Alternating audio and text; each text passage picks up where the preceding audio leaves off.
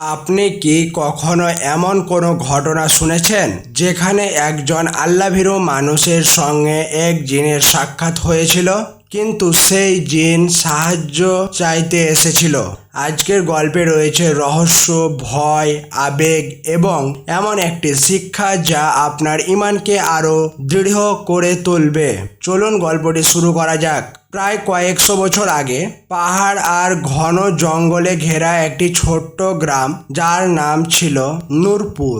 গ্রামটি ছিল শান্ত, কিন্তু সূর্য ডুবে যাওয়ার পর কেউ জঙ্গলের দিকে যেত না।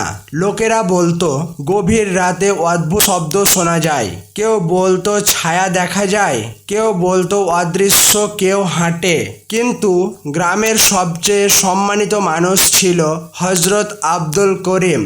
তিনি কখনো নিজেকে ওলি বলতেন না, তিনি শুধু বলতেন মানুষের সম্মান মানুষের হাতে নয়, আল্লাহর হাতে।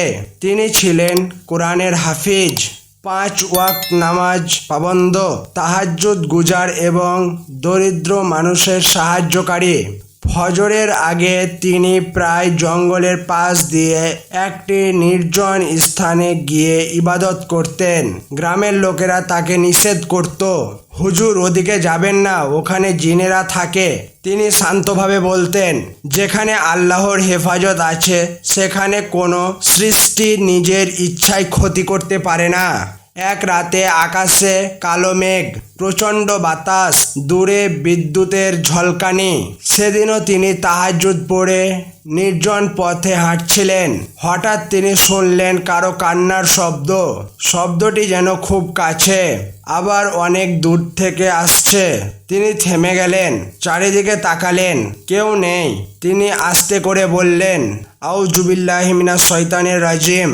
তারপর সূরা আল ফাতিহা এবং আয়াতুল কুরসি তিলাওয়াত করতে লাগলেন। হঠাৎ বাতাস যেন আরো জোরে বইতে শুরু করলো, গাছের ডালগুলো অস্বাভাবিকভাবে দুলতে লাগলো।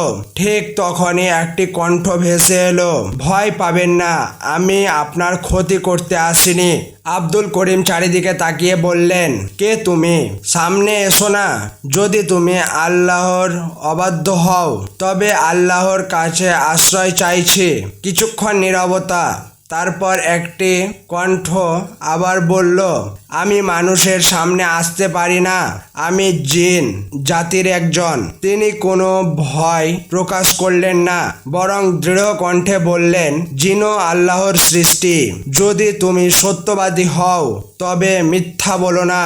কণ্ঠটি বলল, আমি বহু বছর ধরে আপনার ইবাদত দেখছি, আমি জানি আপনি আল্লাহকে ভয় করেন, তাই আজ আপনার কাছে সাহায্য চাইতে এসেছি। এই কথা শুনে তিনি অবাক হলেন, একজন জিন একজন মানুষের কাছে সাহায্য চাইছে? তিনি বললেন, আমি কারো উপকার করতে পারি না, উপকার করার মালিক একমাত্র আল্লাহ। কণ্ঠটি উত্তর দিল, আমিও তাই জানি, আমি চাই আপনি শুধু আল্লাহর কাছে আমার জন্য দোয়া করুন। এই কথার মধ্যে এমন এক অসহায়ত্ব ছিল যা তার হৃদয় ছুঁয়ে গেল। কিন্তু তিনি সতর্ক ছিলেন। তিনি মনে মনে ভাবলেন, প্রত্যেক অদৃশ্য কণ্ঠের উপর বিশ্বাস করা যায় না, শয়তানও মানুষকে ধোঁকা দিতে পারে।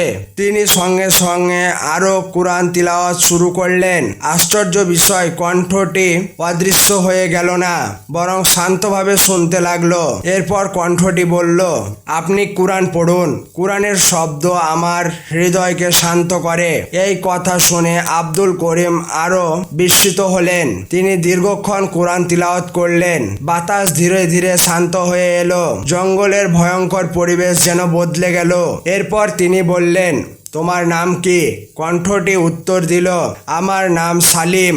তুমি কি চাও? সালিম বলল, আজ সব বলতে পারবো না, অনেক বড় একটি ঘটনা আছে। যদি আল্লাহ চান আগামী বৃহস্পতিবার রাতে আপনি এখানে আসবেন, তখন আমি সব খুলে বলবো। আব্দুল করিম সঙ্গে সঙ্গে উত্তর দিলেন না, তিনি শুধু বললেন, আমি কারো ডাকে নয়, আল্লাহর ইচ্ছায় চলি। যদি আসি তবে শুধু আল্লাহর সন্তুষ্টির জন্য আসব। এই কথা বলার সঙ্গে সঙ্গেই চারিদিকে আবার নীরবতা নেমে এলো। সেই কণ্ঠ আর শোনা গেল না। তিনি ধীরে ধীরে বাড়ি ফিরে গেলেন, কিন্তু সেই রাতের ঘটনা তিনি কাউকে বললেন না, কারণ তিনি জানতেন মানুষ অলৌকিক গল্প শুনে সত্যর চেয়ে কল্পনাকেই বেশি ভালোবাসে। পরদিন সকালে গ্রামের লোকেরা লক্ষ্য করলো তিনি আগের মতোই স্বাভাবিক। কেউ কিছুই বুঝতে পারল না আগের রাতে কি ঘটেছে, কিন্তু গ্রামের এক বৃদ্ধ তার কাছে এসে বলল, হুজুর, কাল রাতে জঙ্গলের দিক থেকে অদ্ভুত আলো দেখা গেল। আব্দুল করিম শুধু বললেন, যে বিষয়ের জ্ঞান নেই সে বিষয়ে কথা না বলাই উত্তম। কথাটি শুনে বৃদ্ধ আর কিছু বললেন না, কিন্তু আব্দুল করিম মনে একটি প্রশ্ন বারবার ঘুরছিল। সালিম কি সত্যি একজন সৎ মুসলিম জিন, নাকি এটি ছিল কোনো ধোঁকা? তিনি সিদ্ধান্ত নিলেন আগামী কয়েকদিন আরো বেশি ইবাদত করবেন এবং আল্লাহর কাছে সঠিক পথের দোয়া চাইবেন, কারণ তিনি জানতেন মানুষের সবচেয়ে বড় শক্তি কোনো অলৌকিক ক্ষমতা নয়, বরং আল্লাহর উপর পূর্ণ তাওয়াক্কুল। কিন্তু তিনি জানতেন না আগামী বৃহস্পতিবার রাত তার জীবনের সবচেয়ে কঠিন পরীক্ষা সূচনা হতে যাচ্ছে। বৃহস্পতিবারের রাত সারাদিন রোজা রেখে কুরআন তিলাওয়াত করে এবং দীর্ঘ সময় ইবাদতে কাটালেন আব্দুল করিম। তিনি বারবার আল্লাহর কাছে দোয়া চাইছিলেন, হে আল্লাহ, যদি এতে কোনো কল্যাণ থাকে তবে আমাকে হিদায়েত দাও, আর যদি এতে কোনো ফিতনা থাকে তবে আমাকে এর থেকে দূরে রেখো। এশার নামাজের পর তিনি ধীরে ধীরে সেই জঙ্গলের পথে হাঁটতে শুরু করলেন। আকাশে পূর্ণিমার চাঁদ, তবুও জঙ্গলের ভেতর অদ্ভুত নীরবতা। মনে হচ্ছিল পুরো বন যেন কারো অপেক্ষায় আছে।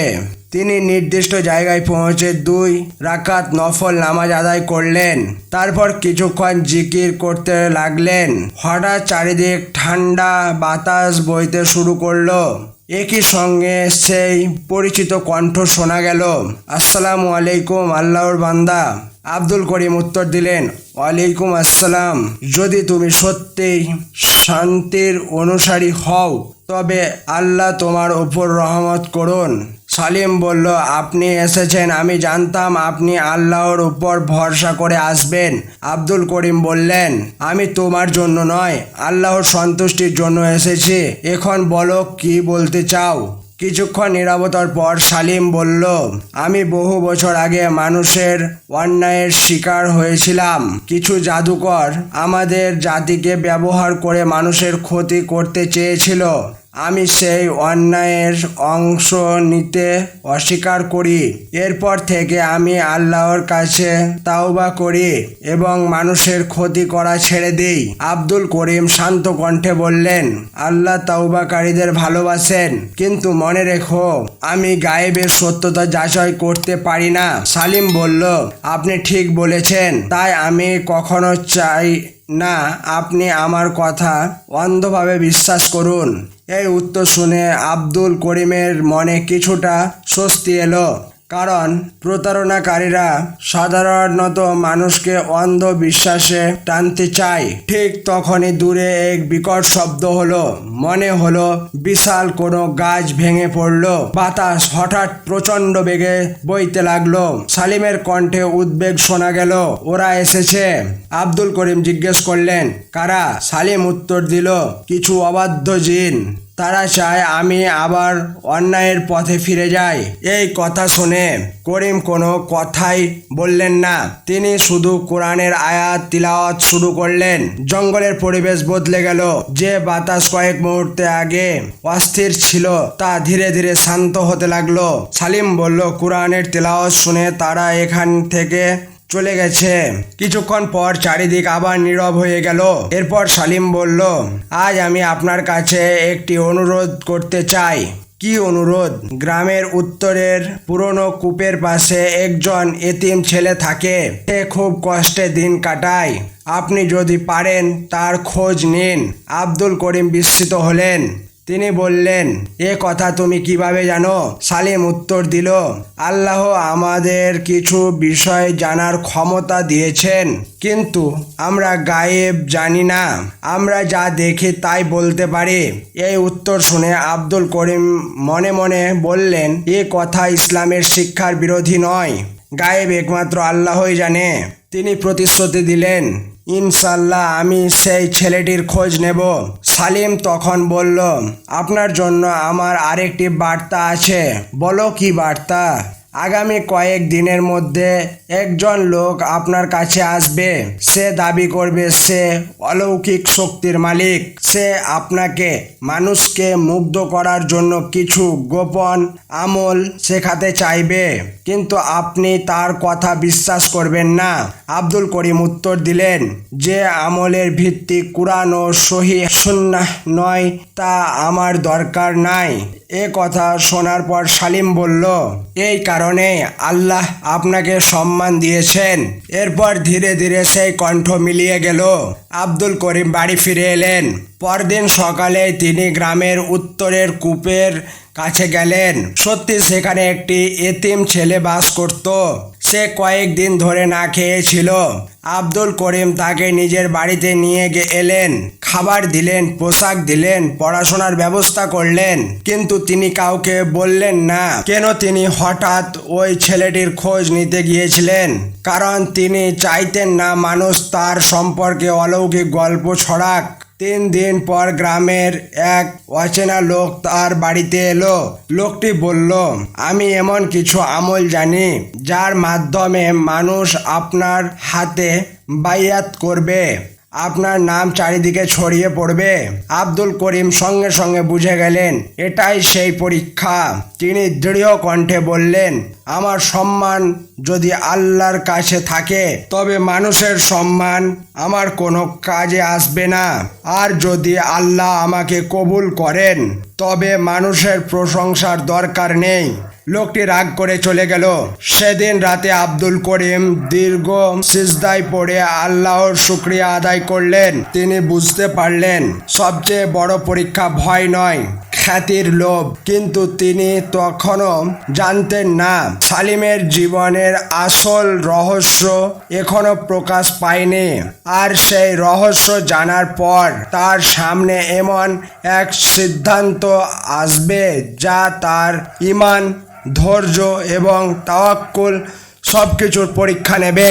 সেই রাতের ঘটনার পর কয়েকদিন কেটে গেল। হযরত আব্দুল করিম আগের মতো ইবাদত, কুরআন তিলাওয়াত এবং মানুষের সেবায় ব্যস্ত থাকতেন।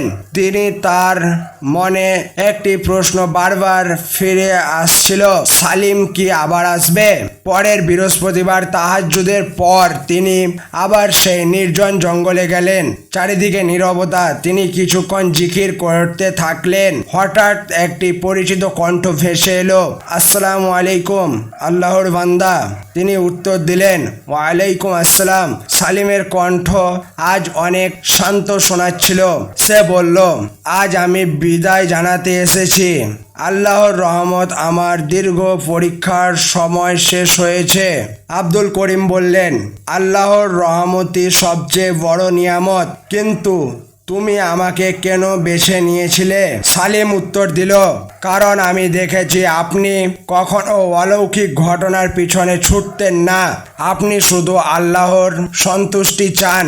আমি চেয়েছিলাম একজন আল্লাহ ভীরু মানুষের কাছে দোয়া চাইতে। এরপর কিছুক্ষণ নীরবতা নেমে এলো। সালিম বলল, মানুষেরা অনেকেই জিনের শক্তি খোঁজে, অথচ তারা ভুলে যায় সব শক্তির মালিক একমাত্র আল্লাহ।